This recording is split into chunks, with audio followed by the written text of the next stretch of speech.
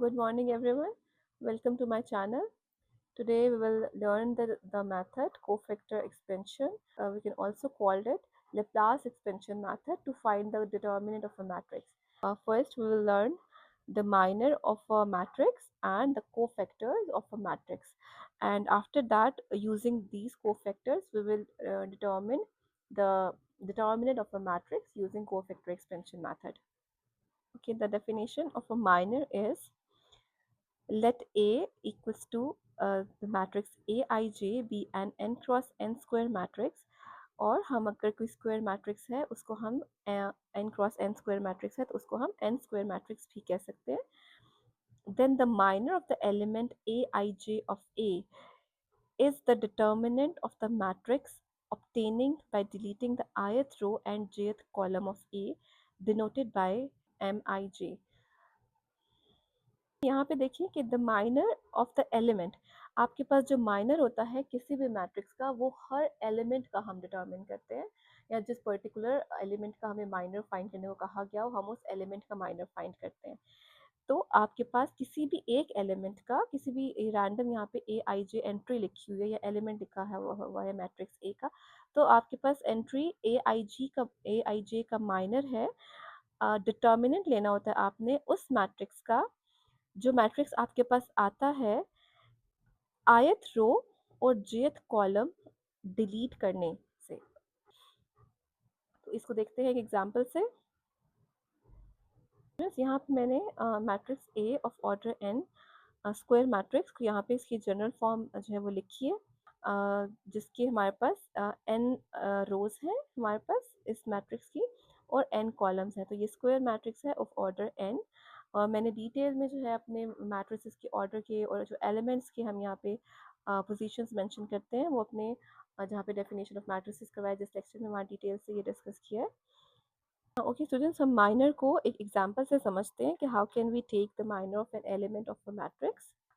For example यहाँ पे मैंने एक स्क्वायर मैट्रिक्स लिखा है ए ऑफ ऑर्डर 3। एक रैंडम मैंने इसके एलिमेंट्स लिए हैं और अगर आपसे कहा जाए इस क्वेश्चन में कि to find the minor of that element 10 and you can have also given the position of that element and you have asked to find the minor of the element A. What is the position of that element? It lies in the, this is row 1, this is row 2 and this is row 3 and this is column 1, this is column 2 and this is column 3 and the position of that element is what? पहले हम रो लिखते हैं अपने element की, second row में है ये और 1 और सेकंड कॉलम में, उसके बाद हम बाद में कॉलम की पोजीशन लिखते हैं। तो ये एलिमेंट पर्टिकुलरली आपके पास अगर इन जनरल बात करूँ तो A22 कहलाएगा। जनरल फॉर्म में इसको अगर हम लिखें तो आपको ये भी कहा जा सकता है to find the minor of the element A22 या यू कैन also ask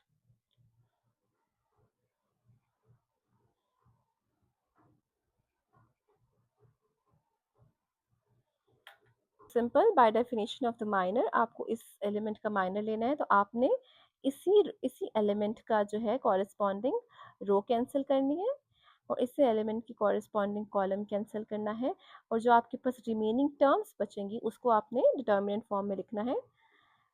तो यहाँ पे रिमेनिंग मेरे पास टर्म्स हैं 2 8 एंड 6 3। इसका डिटर्मिनेंट फाइंड कर लेंगे। हमने जो डायरेक्ट मेथड से लास्ट लेक्चर में देखा था कि इसका डिटर्मिनेंट किसके इक्वल होता है 2 multiply by 3 and minus 8 multiplied by 6 and that is equals to 6 minus 48 and it is equals to minus 42. So the minor M22 of that matrix A is equals to minus 42 and similarly we can find the minor of all the elements of the given matrix.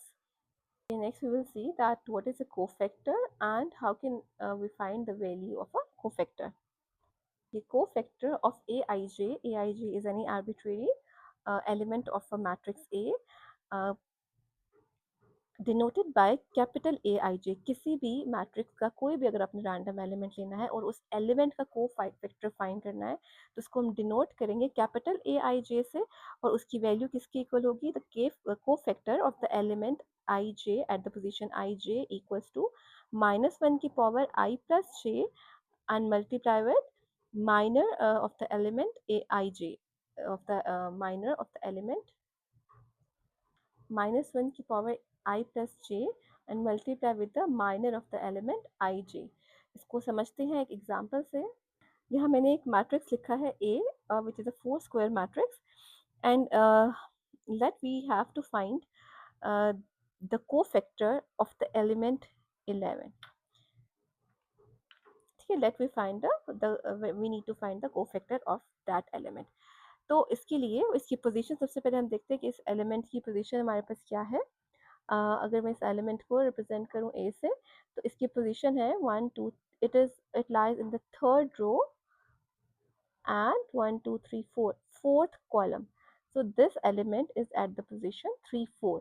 so what actually I have to find, I need to find the cofactor।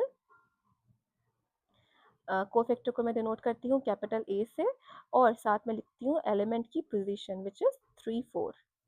so I have to find the cofactor of that element। this is actually equals to what,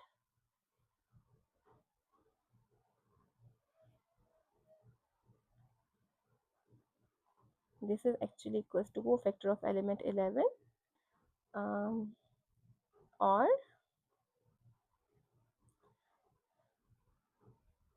I can write the cofactor of the element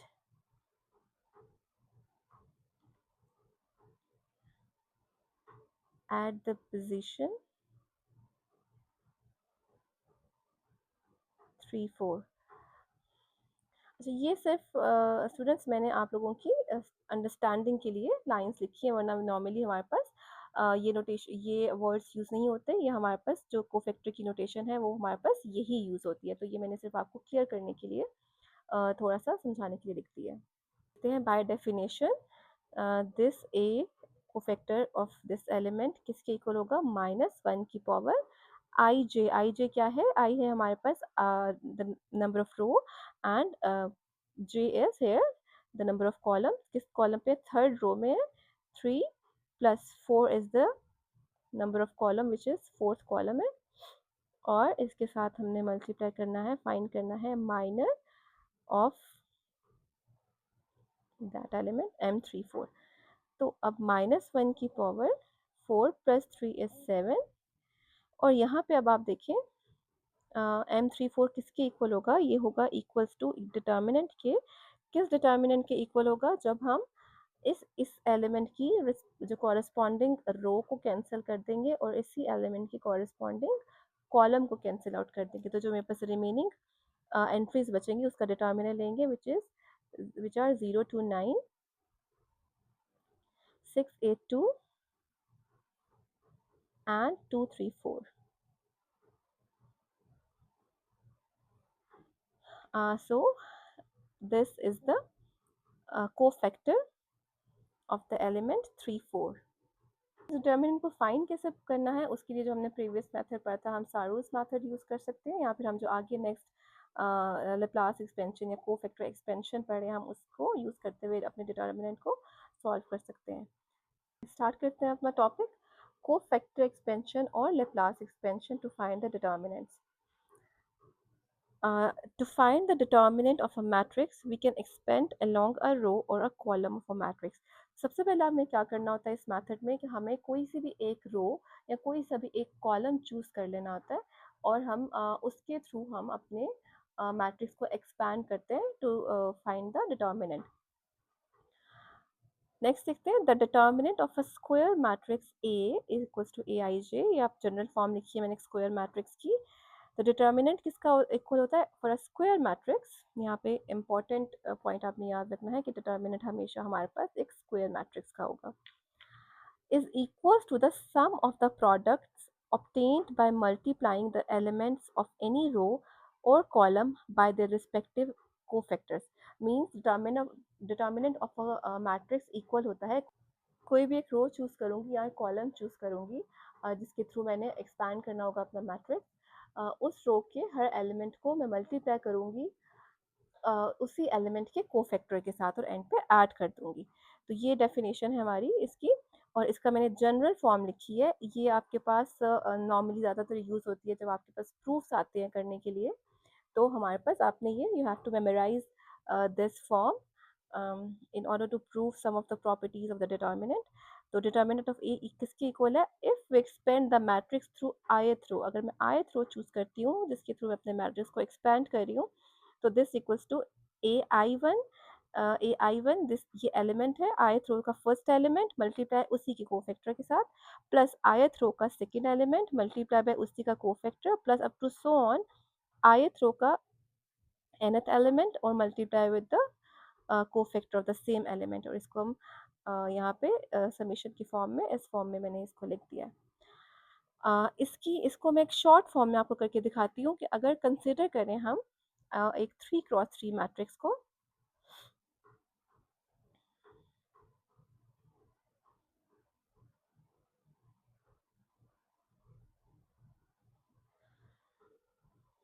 और मैं इसमें क्या करने लगी हूँ, मैं expand करना चाहती हूँ अपने, expand through row 1।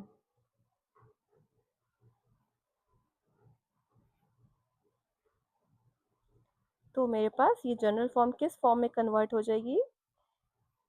Determinant of A equals to, अब मेरे पास मैंने एक्सपेंड करना है रो 1 से, तो आई मेरे पास यहाँ पे जो ith रो है वो रो 1 बन जाएगी। तो मेरे पास 11 हो जाएंगे। आई की जगह मैं लिखूंगी 1 1 1 ए 1 1, प्लस यहाँ भी आई की जगह लिखूंगी 1 क्योंकि रो 1 मैंने चूज़ किया आई की जगह, 1 2 ए 1 2 plus A 1 3 cofactor of a 1 3, and that's it.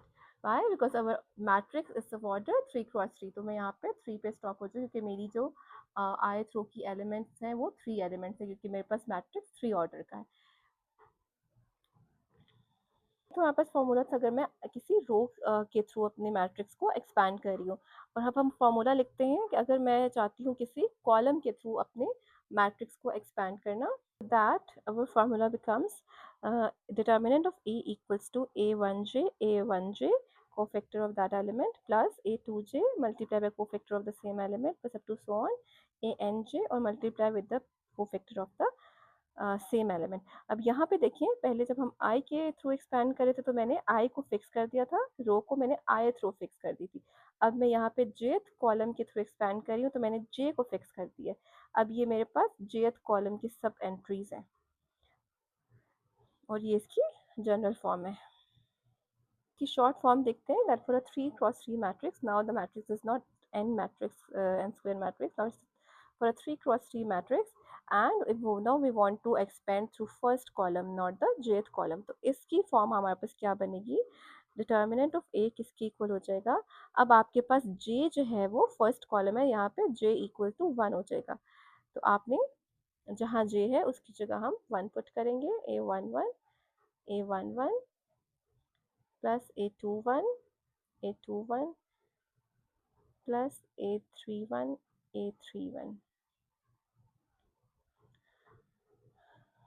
अपने इस फॉर्म को जब हमने आई थ्रू के थ्रू एक्सपेंड किया है, let we call it the star, and let this we call this form is double star, then we can say that the star and double star are the Laplace or cofactor expansions of the matrix A. Here I write the result that star and double star are the Laplace or cofactor expansions of the matrix A. These two forms. Example देखते हैं इसको Laplace expansion को समझने के लिए। एक random matrix मैंने लिखा है which is square matrix of order 3, and let us find determinant of A using cofactor expansion along the first row। अब मैं इसका determinant फाइंड करती हूँ, मैंने चूज़ की है फर्स्ट रो, इसके along मैं अपने मैट्रिक्स को एक्सपैंड करूँगी टू फाइंड द डिटर्मिनेंट। आप चाहें तो आप फर्स्ट कॉलम भी ले सकते हैं, सेकंड कॉलम के थ्रू कर सकते हैं एक्सपेंड, थर्ड कॉलम के थ्रू कर सकते हैं, सेकंड रो के थ्रू एक्सपेंड कर सकते हैं, थर्ड रो के थ्रू एक्सपेंड कर सकते हैं। तो फर्स्ट रो के थ्रू जब मैंने एक्सपेंड करना है इसको, आई एम यूजिंग दिस रो, तो डिटर्मिनेंट ऑफ ए मेरे पास किसकी इक्वल आ जाएगा, इस रो का first element which is a11 multiply by इसी का कोफैक्टर प्लस इस रो का second element which is a12 multiply by इसी का cofactor plus third element of that row which is a13 और इसी का कोफैक्टर, और a11 है मेरे पास 2 मल्टीप्लाई बाय इसी का कोफैक्टर प्लस a12 है 1 इसी का कोफैक्टर प्लस a13 है 3 और इसी का कोफैक्टर साथ मल्टीप्लाई होगा। अब यहाँ पे आप देखें कोफैक्टर जो हमने जिस मेथड से फाइंड किया था उसी से हम यहाँ फाइंड करेंगे। आप मैं डायरेक्ट अगर मैं डायरेक्ट यहाँ पे कोफैक्टर्स की वैल्यू लिखूँ, अगर मुझे इस एलिमेंट का कोफैक्टर चाहिए होता है तो मैं क्या करती हूँ, इस एलिमेंट के कोफैक्टर के लिए मैं इसकी कॉरस्पॉन्डिंग रो और कॉलम को कैंसिल करके रिमेनिंग डिटर्मिनेंट लिखती हूँ विच इज़ 4 5 2 6। ये इसका डिटर्मिनेंट इसका कोफैक्टर हो गया। साइन में लिख रही हूँ माइनस, और क्यों वो मैं अभी आपको बताती हूँ।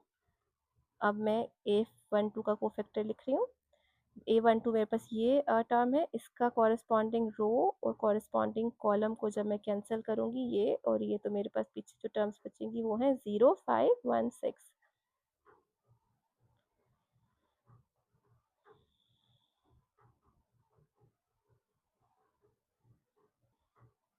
एंड प्लस 3, और इस एलिमेंट का कोफैक्टर है, इस एलिमेंट की कॉरस्पॉन्डिंग कॉलम और रो को कैंसिल करके जो रिमेनिंग टर्म्स बचेंगे इसका डिटर्मिनेंट विच आर 0 4 एंड 1 2।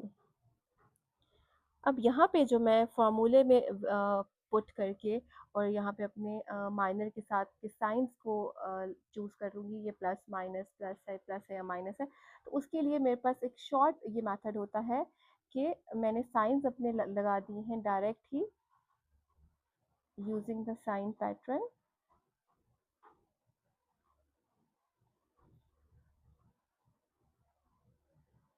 क्या पैटर्न होता है मेरे पास साइंस का, प्लस माइनस एंड प्लस। तो यहाँ पे जब हम एक्सपैंड करते हैं किसी भी रो या किसी भी कॉलम के थ्रू, तो मेरे पास जब मैंने यहाँ पे अपने साइंस चूज़ करने होते हैं वो इन एलिमेंट्स के साथ, तो अब मैंने ये साइन पैटर्न यूज़ करना है। इसके लिए मेरे पास फर्स्ट जो होती है एलिमेंट उसका साइन होता है प्लस, फिर इसका होता है इस टर्म का माइनस, और फिर प्लस इसका होता है। फिर इस तरह से प्लस के बाद फिर माइनस होता है इसका, और माइनस के बाद फिर प्लस, फिर माइनस के बाद का पैटर्न है प्लस, इस एलिमेंट के साथ मैंने प्लस का साइन लगाना है, और फिर इसके साथ माइनस, प्लस के बाद इस एलिमेंट के साथ माइनस, और इसके साथ नेक्स्ट एलिमेंट के साथ प्लस। तो अब आप ये किसी तरह से भी देखें, आप चाहे रो वाइज चलें या आप कॉलम वाइज चलें, आपका साइन पैटर्न होगा plus minus plus plus minus plus minus plus minus, मतलब ऑल्टरनेटिव साइंस होंगे। तो यहाँ पे हम शॉर्टली बजाय के माइनर के साइंस जो है वो आई प्लस जे करके देखिए, हम डायरेक्ट यहाँ पे अपने ऑल्टरनेटिव साइंस लगा देते हैं। तो कैलकुलेट करते हैं इसको, ये हो जाएगा 6 4 ज़ा 24 minus 10 minus 1 into 6 into 0 0 minus 5 into 1 and plus 3 into 0 multiplied by 0 minus 4, and this is equals to 2 multiplied by minus 1 into minus 5 is plus 5, and this is minus 12, and this is equals to 21. So the determinant of the given matrix is 21.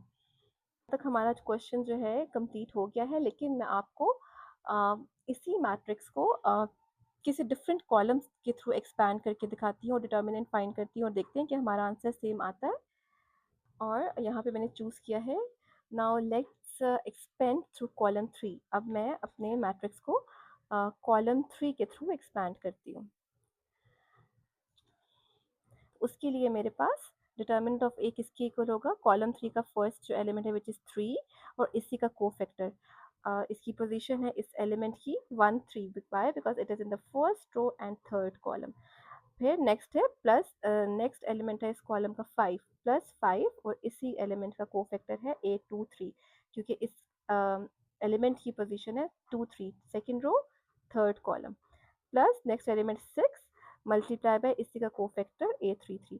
अब students आप चाहें तो ये जो step है ये formula लिखने वाला ये स्किप भी कर सकते हैं और आप डायरेक्ट यहाँ पे determinant of A equals to आप वैल्यू लिखें किसी भी जो आपने जिसके थ्रू एक्सपैंड करना है। आप डायरेक्ट लिख सकते हैं कि अगर मैंने एक्सपैंड करना है थ्रू कॉलम 3, आपने 3 लिखा, आपने उसके बाद इस 3 के कॉरस्पॉन्डिंग रो और कॉलम को कट किया, क्रॉस किया और जो रिमेनिंग वैल्यूज़ है उसका डिटर्मिनेंट लिखा। फिर यूजिंग द साइन पैटर्न, पहले प्लस था 3 के साथ, फिर नेक्स्ट टर्म के साथ माइनस का साइन आएगा। नेक्स्ट टर्म मैंने लिखी 5 और उसके बाद 5 की कॉरस्पॉन्डिंग कॉलम और रो को कट किया और जो मेरे पास रिमेनिंग डिटर्मिनेंट आएगा विच इज़ 2 1 1 2 2 1 1 2 वो मैंने यहाँ लिख दिया। प्लस अब माइनस के बाद प्लस का साइन आएगा, प्लस के साथ 6 है, 6 6 मल्टीप्लाई बाय 6 का कॉरस्पॉन्डिंग कॉलम और कॉरस्पॉन्डिंग रो को कट किया और रिमेनिंग एलिमेंट्स का डिटर्मिनेंट लिखा 2104 2104 और आप इसको सिंप्लीफाई करेंगे जब तो मेरे पास आंसर आया है 21 और यही मेरे पास आंसर आया था जब मैंने अपने मैट्रिक्स को यूजिंग रो 1 एक्सपैंड किया था। तो आप कोई भी रो या कॉलम चूज़ करें आपके पास सेम आंसर आएगा। ओके स्टूडेंट्स, मैंने आपको एग्जांपल अभी दिखाई है 3x3 मैट्रिक्स के लिए। हम अपने इसी मेथड को यूज़ करते हुए हायर ऑर्डर मैट्रिक्स का डिटर्मिनेंट भी फाइंड कर सकते हैं, लेकिन हमारी उससे कैलकुलेशंस थोड़ी सी लेंथी हो जाएंगी, तो हम प्रेफर करते हैं कि हायर ऑर्डर के लिए जो मैं इससे नेक्स्ट टॉपिक पढ़ाऊंगी to find the determinants using the properties of determinants, वो हमारे पास बहुत फिजिबल होता है, कैलकुलेशंस ईजी होती है, तो हम प्रेफर करते हैं कि हम अपने हायर ऑर्डर्स को using the properties of determinant solve करें। ओके स्टूडेंट्स, नेक्स्ट हमारा टॉपिक है to find the inverse of matrix using determinants और हमारे पास फॉर्मूला होता है A inverse equals to 1 divided by determinant of A multiply by adjoint of A, where we have given that determinant of A should not be equals to 0, and this formula holds for any square matrix A of order n, where adjoint of A we can calculate the adjoint of A. This is actually the transpose of cofactor matrix. आपने इसमें क्या करना होता है, adjoint of ए कैसे लेना होता है, आपके पास जो कोफैक्टर मैट्रिक्स है वो कैसे आता है, हर एलिमेंट का जब आप कोफैक्टर कैलकुलेट करेंगे तो उस हर एलिमेंट की जगह हम उसका कोफैक्टर लिख देंगे, तो जो हमारे पास रिजल्टेंट मैट्रिक्स होगा वो कोफैक्टर मैट्रिक्स कहलाएगा और उसका जब हम ट्रांसपोज लेंगे तो मेरे पास एडजॉइंट ऑफ ए आएगा। ये मेथड देखते हैं एक एग्जाम्पल से। एग्जाम्पल है मेरे पास, there is a matrix A of order 3 cross 3, or you can also say that it's a square matrix of order 3. We have to find the inverse of A using cofactor method. First of all, let's calculate its determinant. जब भी आपको किसी matrix का inverse find करना होता है आप सबसे पहले इसका डिटर्मिनेंट लेते हैं। अगर आपका उसका डिटर्मिनेंट नॉन ज़ीरो आता है तब हम अपना नेक्स्ट प्रोसेस को कंटिन्यू करते हैं। अगर आपका डिटर्मिनेंट ज़ीरो आ जाता है तो हम पहले ही कह देते हैं फर्स्ट स्टेप में कि that inverse of that matrix does not exist.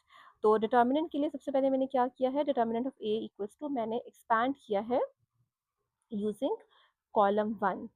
सो इधर यहाँ मैंने एक्सपेंशन की है,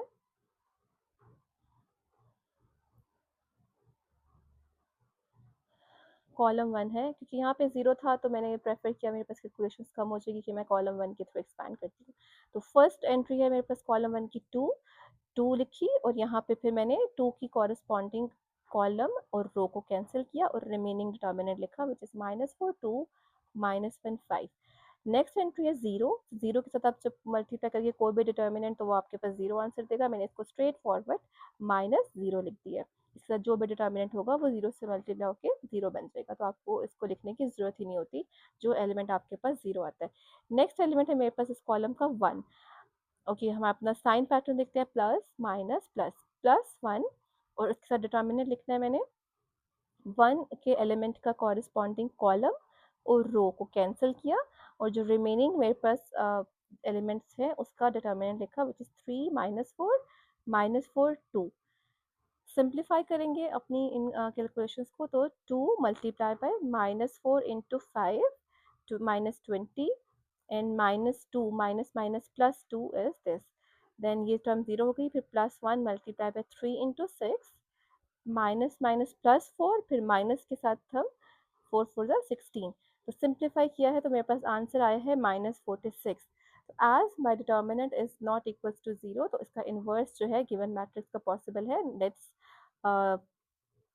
calculate the inverse of the matrix A. Next step में हम क्या करेंगे, now let's calculate the cofactors of each element of A. अब मुझे अपने मैट्रिक्स ए के हर एलिमेंट का कोफैक्टर फाइंड करना है। तो मैंने यहाँ पे सबसे पहले फर्स्ट एलिमेंट को मैंने ना, हमारे पास पोजीशन होती है 1 1, तो मेरे पास फर्स्ट एलिमेंट का कोफैक्टर आएगा capital A 1 1। A 1 1 is the first cofactor और वो हमारे पास कैसे आएगा, यहाँ पे साइन पैटर्न यूज करते हुए सबसे पहले प्लस साइन आएगा और फिर इसका कोफैक्टर आएगा कि इस एलिमेंट की कॉरेस्पॉन्डिंग कॉलम और रो को कैंसिल आउट करके रिमेनिंग डिटर्मिनेंट को मैंने यहाँ लिख दिया, विच इज -4 2 -1 5। सिंप्लीफाई करेंगे -18। देन मेरे पास सेकंड एलिमेंट की पोजीशन होती है ए 1 2। इस एलिमेंट की पोजीशन है 1 2 because it is in the first row and second column. तो इसका कोफैक्टर होगा आपके पास इस एलिमेंट का कैपिटल ए 1 2। इसके कोफैक्टर के लिए साइन मेरे पास यहाँ पहले प्लस था, तो नेक्स्ट मेरे पास माइनस का साइन आएगा, माइनस और 3 का मेरे पास जो एलिमेंट है उसका कॉरेस्पॉन्डिंग कॉलम और रो का कैंसिल करूंगी, तो रिमेनिंग जो एलिमेंट्स हैं उनका डिटर्मिनेंट लिखूंगी 0 2 1 5, 0 2 1 5 और डिटर्मिनेंट सॉल्व करूंगी तो आंसर 2 आएगा। इसी तरह से मैंने अपने हर एलिमेंट के कोफैक्टर्स फाइंड कर लिए हैं। इसका कोफैक्टर है A13 और इसका A21 का कोफैक्टर है -11, A22 का कोफैक्टर है 14, A23 का कोफैक्टर है मेरे पास 5, A31 का कोफैक्टर है -10, A32 का कोफैक्टर है -4 और A33 का कोफैक्टर है मेरे पास -8। सब मैंने अपने एलिमेंट से कोफैक्टर फाइंड कर लिए। नेक्स्ट स्टेप में मैं अपना कोफैक्टर मैट्रिक्स लिखूंगी। कैसे, यहाँ पे मैंने जैसे A11 कैलकुलेट किया था उसकी जगह -18, फिर A12 की जगह सेकंड ये जो पोजीशन है 1 2 की, वो मेरे पास A12 की जगह मैंने 2 लिखा है विच इज दिस। फिर ये A13 cofactor, A21 cofactor, A22 cofactor, A23 cofactor, A31 cofactor, A32 cofactor and A33 cofactor. Next step में स्टूडेंट्स हमने फाइंड करना है एडजॉइंट ऑफ ए, और एडजॉइंट ऑफ ए मेरे पास किसके इक्वल होता है, ट्रांसपोज लेते हैं हम अपने कोफैक्टर मैट्रिक्स का। Its transpose is the adjoint of A. After taking the transpose of that cofactor matrix, adjoint of A किसके इक्वल हो जाएगा, इसका जब हम ट्रांसपोज लेंगे तो आपके पास जो फर्स्ट रो है वो फर्स्ट कॉलम बन जाएगी, सेकंड रो जो है वो सेकंड कॉलम बन जाएगी और थर्ड रो जो है वो थर्ड कॉलम बन जाएगी। ये मेरे पास एडजॉइंट ऑफ ए आ गया। और फाइनली हम अपने फार्मूला में वैल्यूज पुट करेंगे, A inverse equals to 1 by determinant of A multiply by adjoint of A and our determinant is -46। तो यहाँ मैं डिटर्मिनेंट ऑफ ए की वैल्यू पुट कर दी -46 और एडजॉइंट ऑफ ए मैट्रिक्स मेरे पास ये हो गया। तो हमारा गिवन मैट्रिक्स जो है A inverse, given matrix A का इनवर्स हमारे पास ये आ गया है इस फॉर्म में। तो आप इस अपने रिजल्ट को वेरीफाई भी कर सकते हैं using A multiply by A inverse should be equals to identity matrix. Students हमारे पास जो है ये मेथड इनवर्स फाइंड करने का, it's very lengthy method. If the order of the of any matrix if it becomes higher than order 3, तो उसके लिए हम प्रेफर करते हैं जो हमने अपना एशेलन और रिड्यूस एशेलन फॉर्म पढ़ी थी और उसको यूज़ करते हुए हम अपने इन्वर्स ऑफ मैट्रिक्स को फाइंड करना हायर ऑर्डर के लिए हमारे पास फिजिबल होता है। तो नेक्स्ट लेक्चर में हम लोग अपने डिटर्मिनेंट्स फाइंड करेंगे using the properties of determinant, जो कि आपके BS लेवल के बहुत इंपॉर्टेंट टॉपिक है। और हमारे पास बहुत इजी होता है कैलकुलेशन, हमारे पास बहुत कम होती हैं, और फिजिबल होता है हायर ऑर्डर्स के लिए यूज़ करना properties of determinants to find the determinant of a matrix even without expansion. So this is it for today's lecture, and if you found this lecture helpful, please like the video, subscribe to the channel and share it with your friends. Take care.